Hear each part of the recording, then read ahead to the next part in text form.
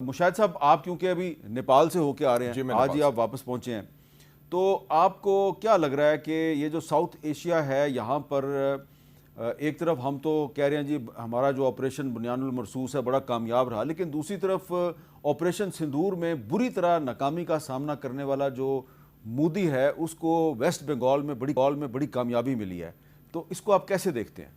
ایک تو جو امیر صاحب نیپال کے حوالے سے بات کروں کہ جنوبی ایشیا میں اب ہندوستان ایک ہندوتوا جزیرہ رہ گیا ہے. بنگلہ دیش، نیپال، سری لنکا، مالدیوز ان کے ہاتھ سے نکل چکے ہیں. یہ بڑی، اور جو میں نیپال گیا ہوں مجھے بڑی ہمت حوصلہ ملا، بڑے جاندار لوگ ہیں، اور میرے خیال میں سب سے زیادہ اینٹی انڈیا سینٹیمنٹ اس کا نیپال میں ہے پوری جنوبی ایشیا سے. اچھا، نمبر 1. دوسرا یہ ہے کہ اب Hindu nationalism has won, Bengali nationalism has lost. یہ جو ویسٹ بنگال میں ہوا ہے یہ بڑے امپورٹنٹ بات ہوئی ہے، کیونکہ اب ہندوتوا کا غلبہ پورے نارتھ انڈیا میں نہیں تھا صرف، اب ادھر بھی آ گیا ہے. اس کا مطلب ہے، اور ابھی اعزاز صاحب سے بھی بات ہو رہی تھی کہ وہ جو حملے کر رہے ہیں مسلمانوں کے اوپر، بنگلہ دیش ہندوستان تعلقات کشیدگی، اور ایک اور بیس جو انڈیا کے اندر جو ہے ہندوتوا کی وجہ سے مسلمانوں کے خلاف جو کیمپین چل رہا ہے، اور پلس جو ہمارے ساتھ ہو رہا ہے، تو اس کے لیے اسٹریٹجکلی اچھا ہے ہمارے لیے.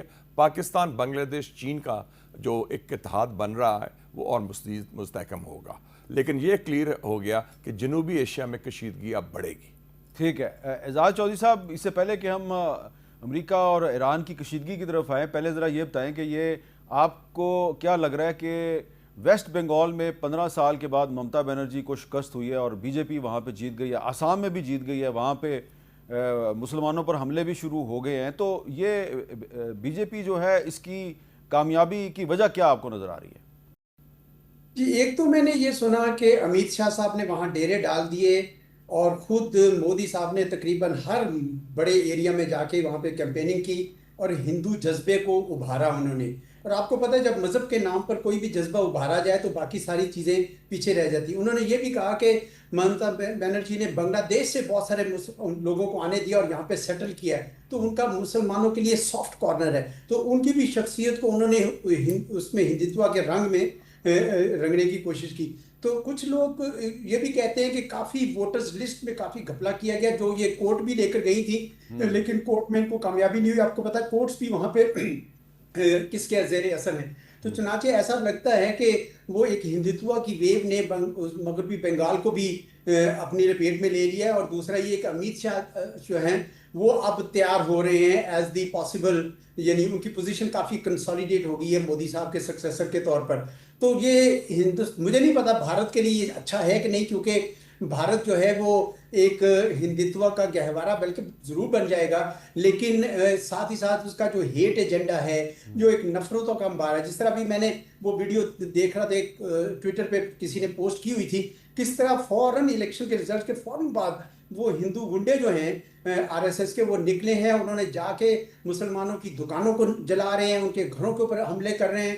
تو یہ بھارت کے مسلمانوں کو، کیا بھارت کے ہندوؤں کو بھی یہ سوچنا ہوگا کہ اپنے جو ملک کی کیا شکل بنا رہے ہیں. لیکن میں ان سے ایگری کرتا ہوں مشاہد صاحب سے کہ اسٹریٹجیکلی بھارت خود بخود اپنے آپ کو آئسولیٹ کر رہا ہے. دنیا کے اندر بھی وہ جو اس کی شبیہ جا رہی ہے وہ میرے خیال میں بہت ہی ناپسندگی سے دیکھی جائے گی.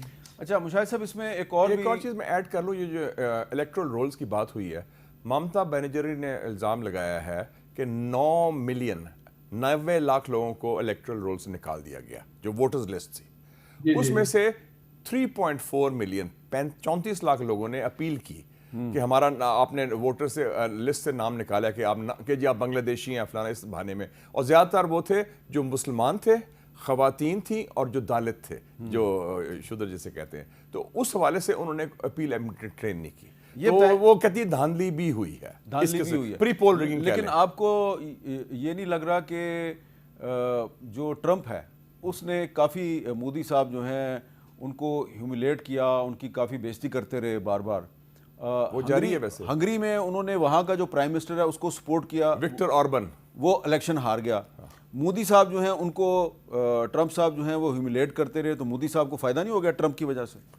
نہیں، اس کی وجہ ٹرمپ کی وجہ سے فائدہ نہیں ہوا. ٹرمپ کی وجہ سے نقصان بڑا ہوا ہے کیونکہ مودی نے ساری خارجہ پالیسی اپنی بنائی تھی اور اس نے اور جے شنکر نے وہ بنیاد تھی کہ ہم امریکہ کے پٹھو ہیں، دم چھلا ہیں اور ہم علاقائی بالادستی امریکہ کی مدد سے قائم کریں گے. وہ تو چکنا چور ہو گیا خواب. لیکن ہندوستان کے اندر ہندوستان کا جو کیریکٹر ہے ریاست کا، وہ ارندھتی رائے نے کہا تھا نا کہ in today's India an architecture of fascism is being erected. اور ٹوڈیز انڈیا، انہوں نے آرٹیکل لکھا تھا نیو یارک ٹائمز میں ارندھتی رائے نے، R S S is the state today. تو اب ہندوستان جو ہے نیرووین سیکولرزم سے آر ایس ایس کا ریاست. کیرالہ میں مسلم لیگ اور کانگریس کیسے جیت گئے؟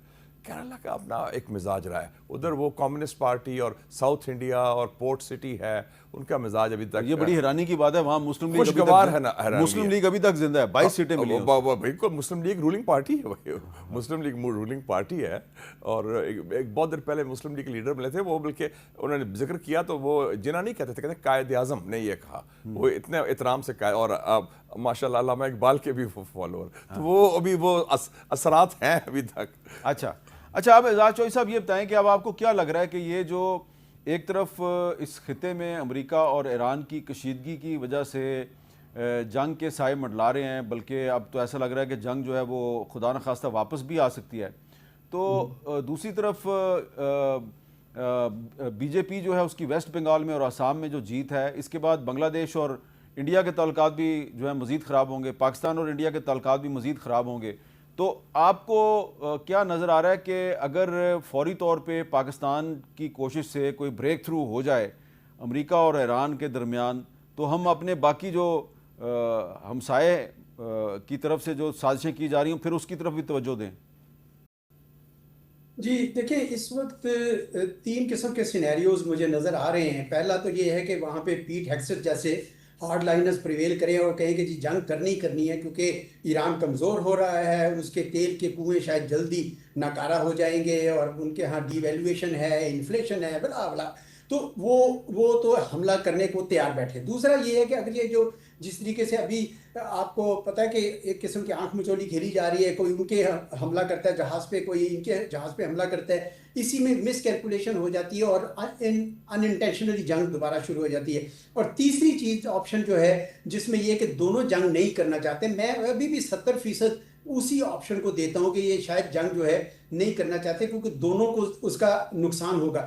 مجھے زیادہ اب یہ دیکھیں نا، یہ لگ رہا ہے کہ یہ جو یو اے کا مثال کے طور پر یہ بڑا امپورٹنٹ ہے. بیفور میں آئی ایڈریس دی اور ادر پوائنٹ کہ یو اے کے اوپر جو ہیں، جو انہوں نے ایران نے فجیرہ کے اوپر حملہ کیا، یہ بڑا سگنیفیکنٹ ہے. اس کو ویسے پڑھنے کی تھوڑی ضرورت ہے.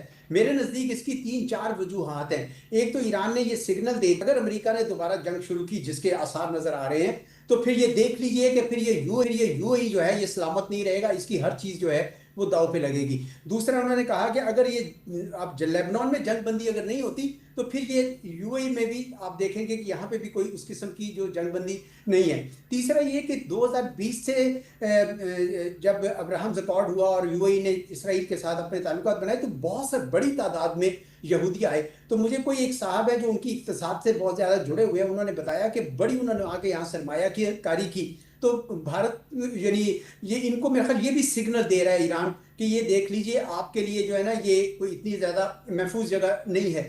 اور میں سمجھتا ہوں کہ اس قسم کی جو وجوہات سے ذرا خطرہ زیادہ بڑھ گیا ہے جنگ کی طرف جانے کا. ساتھ ہی ساتھ یہ سگنلنگ کی وجہ سے شاید امریکہ بھی سوچنے لگے کہ واقعی یو اے وغیرہ جو ہے بڑے سخت خطرے میں آ جائیں گے. اور اس لیے ایران کی کوشش تو یہ ہے. ہاں ایک اور بھی وجہ ہے، وہ جو اوپیک سے نکلے تھے ان کا خیال تھا کہ ہم زیادہ تیل بیچیں گے کیونکہ ہم پہ خامخواہ کی پابندی ہے اور ہمارے پاس دیکھیں دبئی سے فجیرہ تک کی پائپ لائن، آگے ہم فجیرہ سے جائیں گے. تو ایران نے یہ بھی سگنل دے دیا کہ نہیں، اگر ہم میں سے کوئی تیل نہیں بیچے گا تو آپ بھی تیل نہیں بیچیں گے.